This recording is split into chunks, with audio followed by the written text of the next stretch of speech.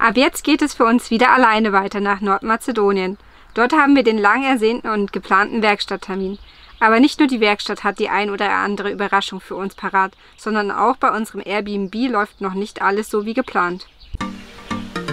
Hi, wir sind Tobi, Sarah und Rio. Ende August haben wir unsere Jobs gekündigt und sind seitdem mit unserem 40 Jahre alten Wohnmobil auf Reisen. Steigt ein und begleitet uns. Wir sind vor knapp 1,5 Stunden in Skopje angekommen, haben das Auto jetzt schon bei der Werkstatt abgegeben und ja, also zusätzlich zu den Federn kommt vorne noch die Spurstangen links, rechts, die sind ausgeschlagen.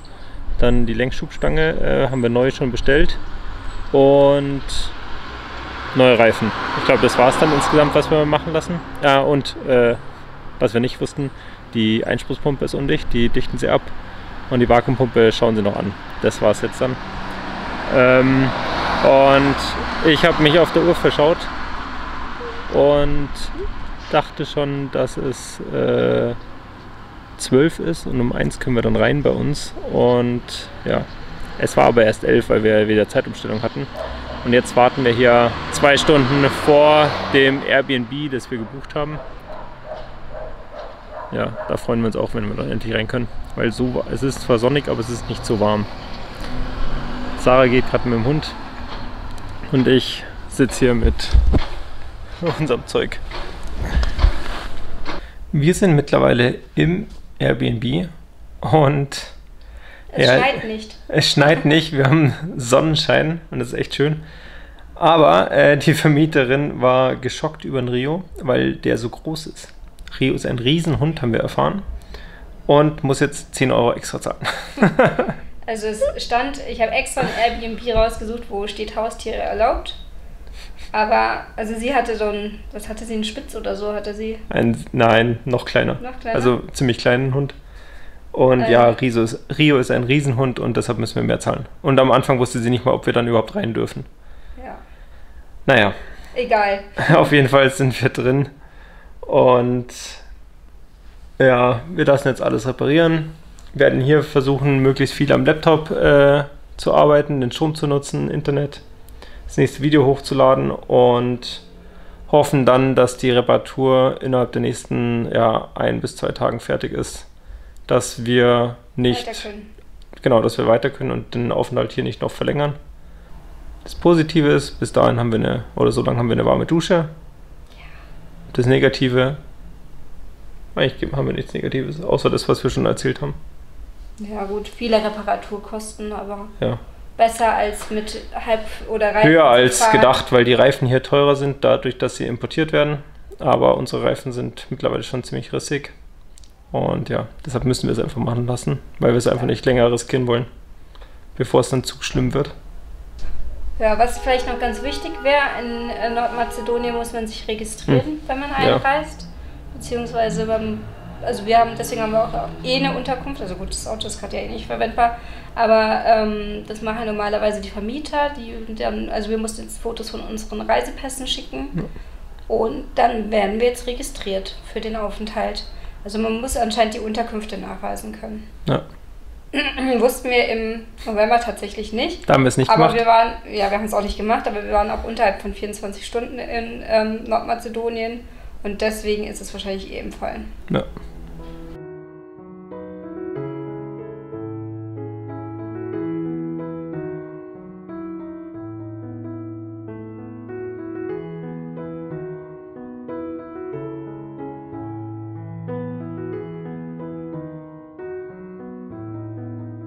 Ja. Hallo aus Skopje. Wir haben unsere Wäsche gewaschen.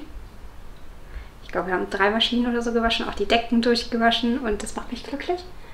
Nicht so glücklich macht mich, dass unser Auto ziemliche Probleme hat mit Stoßdämpfern, Lenkschubstange, Einspritzleitung, also Kraftstoffleitung.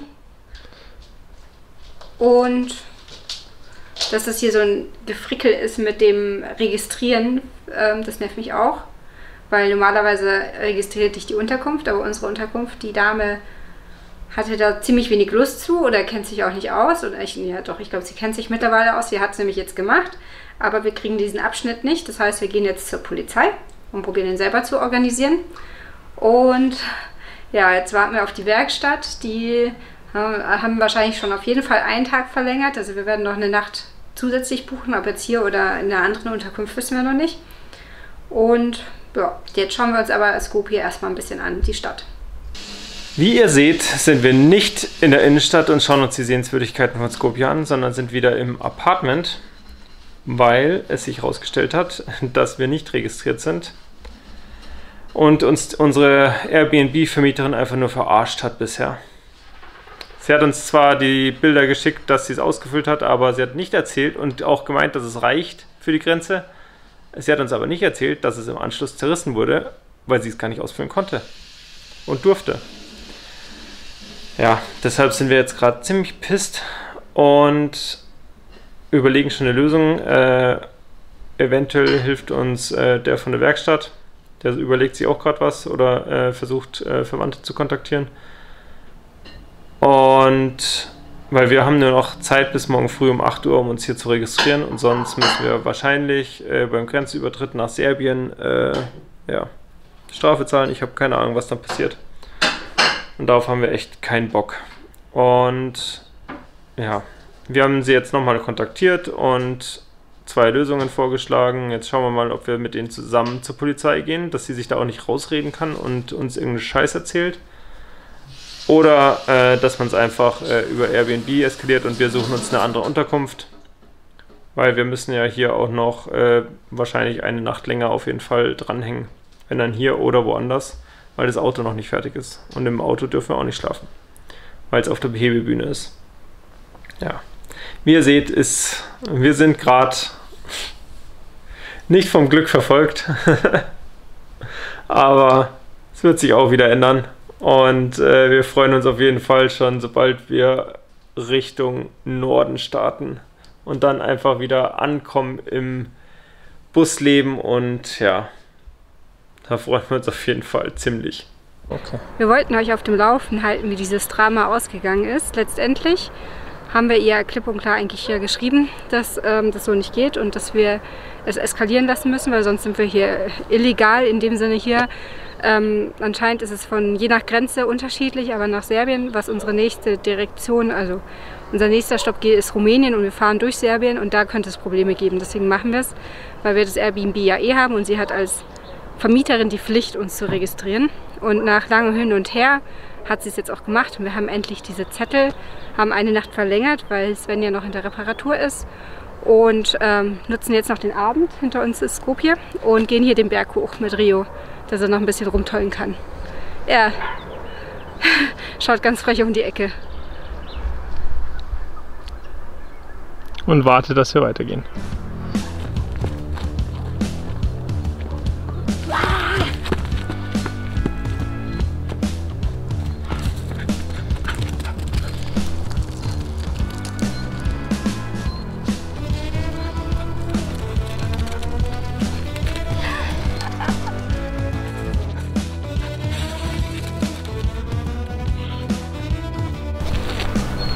Ich mag das, wenn es alles gut riecht.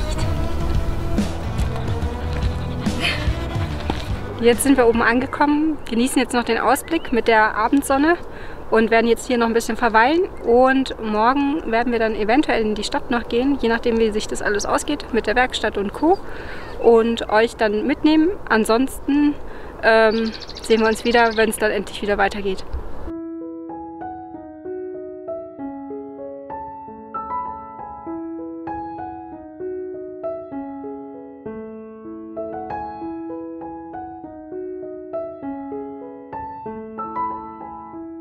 Wir sind jetzt am selben Platz, wo es am Montag angefangen hat und warten seit über einer Stunde auf unsere Abholung. Wobei das Auto eh noch länger braucht, weil die Spur noch eingestellt wird heute. Und das können sie auf der Pkw-Bühne nicht machen und es muss auf die Lkw-Bühne dafür gebracht werden. Deshalb dauert es eh noch 2 Stunden, bis wir los können. Aber ja, wir warten und warten und warten. Wir freuen uns auf jeden Fall schon mega, wenn es weitergeht und sind gespannt, was die neuen Federn hinten bei Sven ausmachen, wie viel höher er kommt. Also davor konnten wir auf der rechten Seite 3 Finger zwischen Kotflügel und Reifen reinbringen und links 4. Ja, und jetzt bin ich gespannt, wie viel reinpassen. Ich hoffe mehr, dass wir ein bisschen mehr Bodenfreiheit hinten haben. Das wäre schon schön.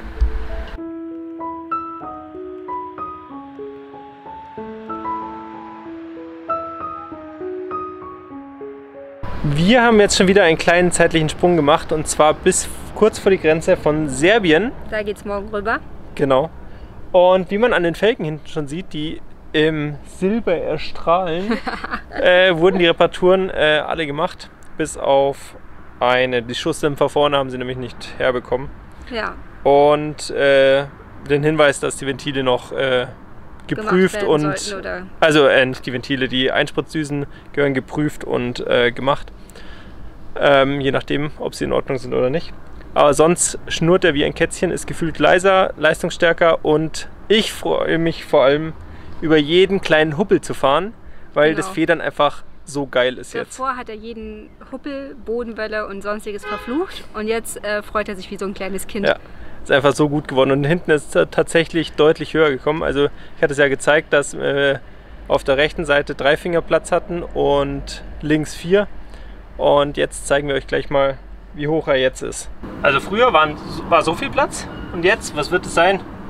3 bis 4 Zentimeter? Noch ein Finger, okay. Ich kann mit der Faust hin und her nackeln. Also das ist echt gut und wir haben auch neue Reifen, nachdem sich die alten schon angefangen haben aufzulösen.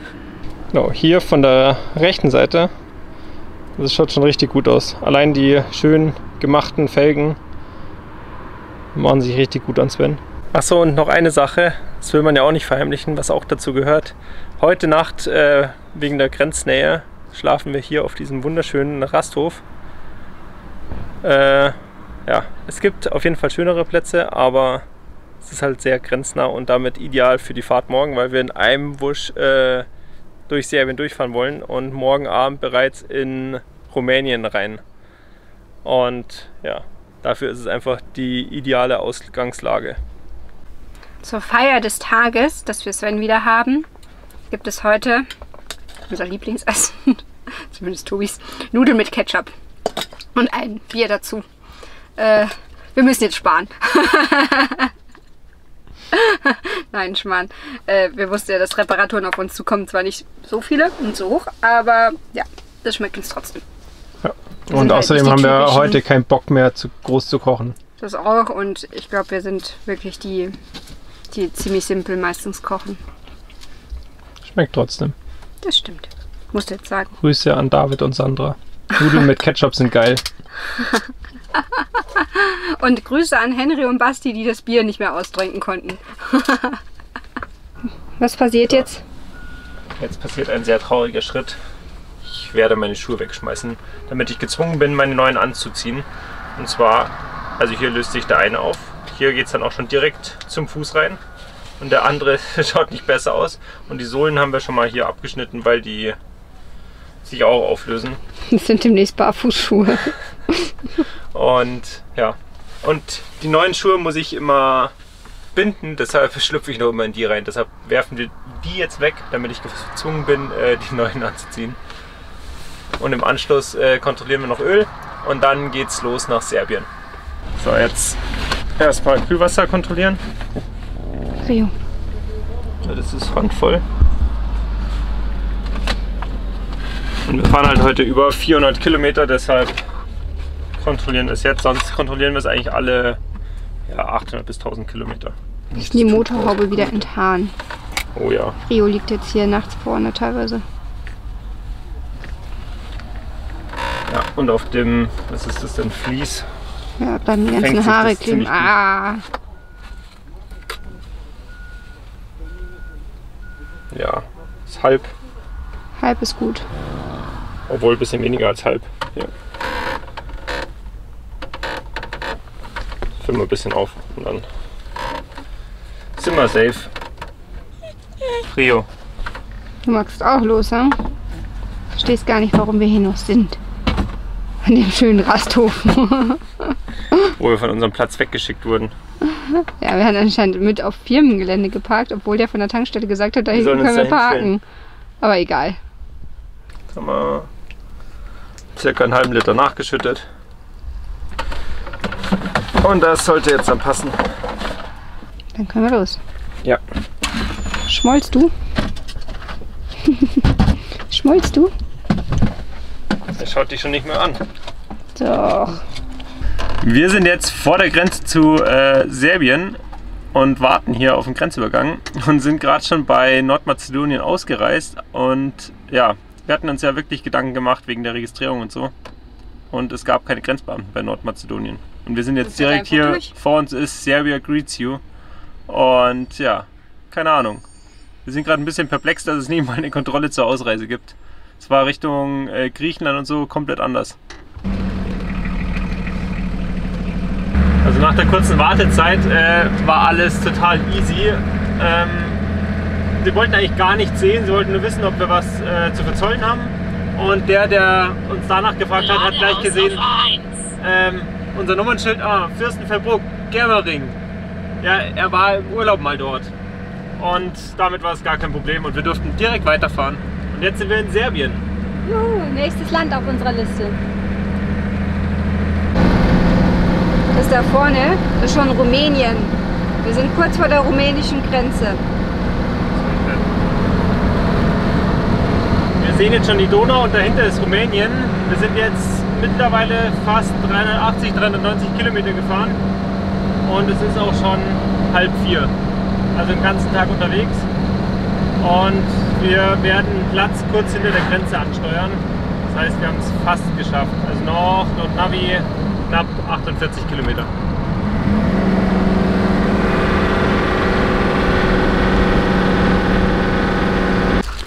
Wir sind jetzt angekommen und natürlich sind die ersten Straßenhunde da neben Rio.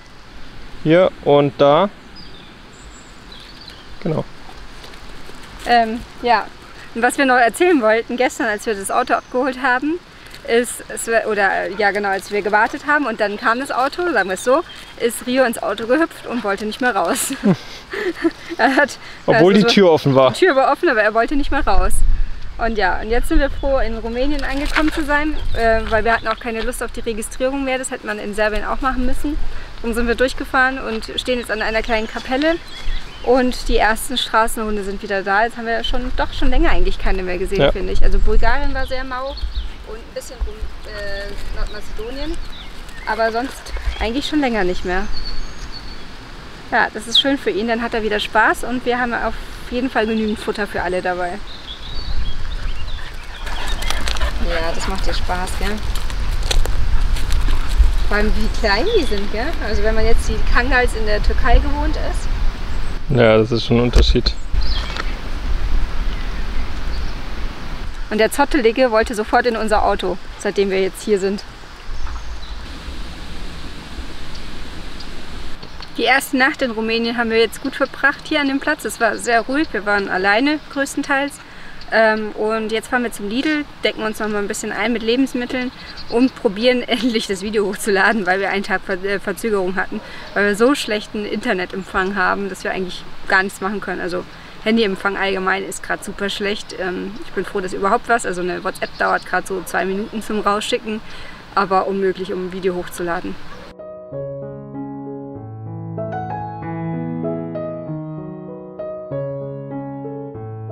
Hier standen wir jetzt den ganzen Tag, um die nächsten 2 YouTube-Videos fertig hochzuladen und fertig zu machen, weil wir so, ja, den beschissenen Piep, weil wir so einen schlechten Empfang hatten. Ja. Und jetzt fahren wir noch Wasser auffüllen, weil morgen ist Sonntag, also Ostersonntag und dann Ostermontag.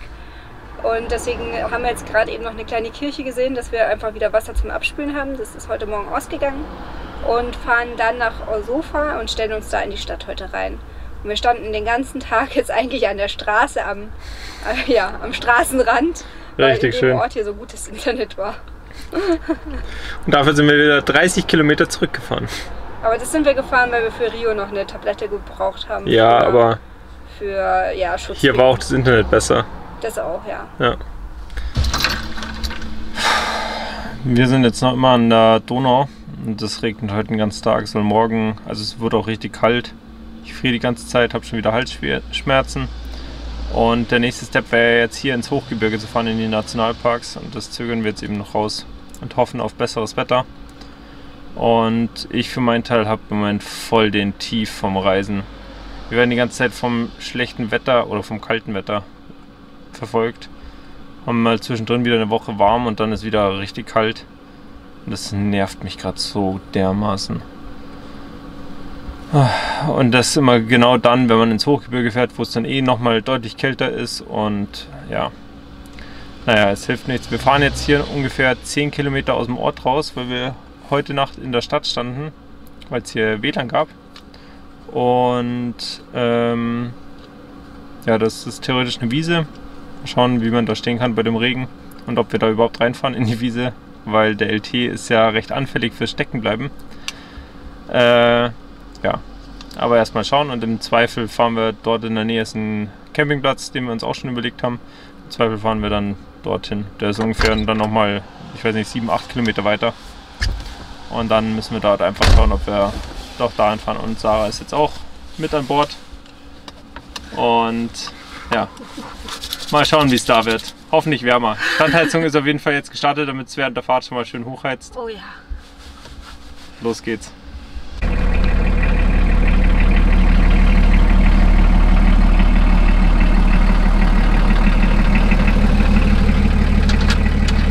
Wir haben jetzt entschieden, nicht hier zu stehen. Erstmal ist hier super viel los. Wir sind in der Nähe von Häusern. Hier ist ein Campingplatz anscheinend. Also das machen wir nicht, dass wir uns einfach daneben stellen. Und wir haben schon einen anderen Campingplatz gesehen. Ich glaube, das ist so eher bäuerlich. Und wir fahren jetzt dahin weiter. Ich glaube, das macht mehr Sinn. Also wieder zurück. Ja. Wir sind jetzt am Stellplatz angekommen. Und das ist wirklich ein richtig schön kleiner, schnuckliger Campingplatz. Und wir sind ganz alleine und es gibt heute auf jeden Fall wieder eine heiße Dusche, was auch sehr schön ist. Und ja, hier lassen wir jetzt den Tag noch ausklingen, werden wahrscheinlich ein bisschen am Laptop arbeiten bzw. das Internet nutzen und hoffen, dass morgen dann besseres und stabileres Wetter ist, damit wir dann in die Berge fahren können oder spätestens übermorgen, je nachdem wann es dann besser ist.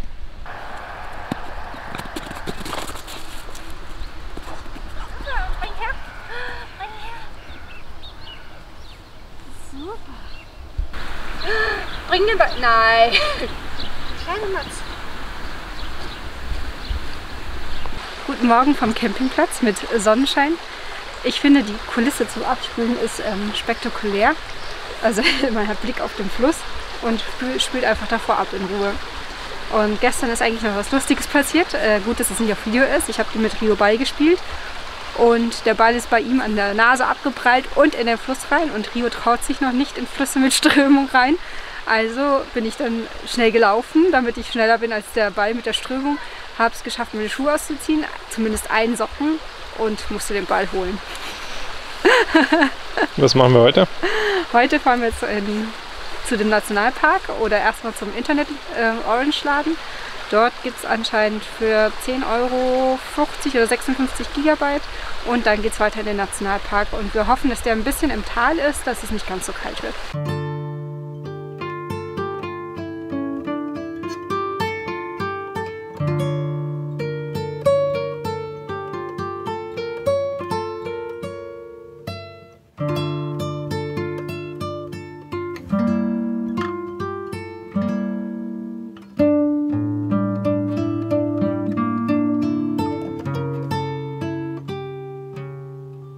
Vielen Dank, dass du unser Video angeschaut hast und wir freuen uns, wenn du uns unterstützen möchtest mit einem Like, Abo und vielleicht sogar einem Kommentar.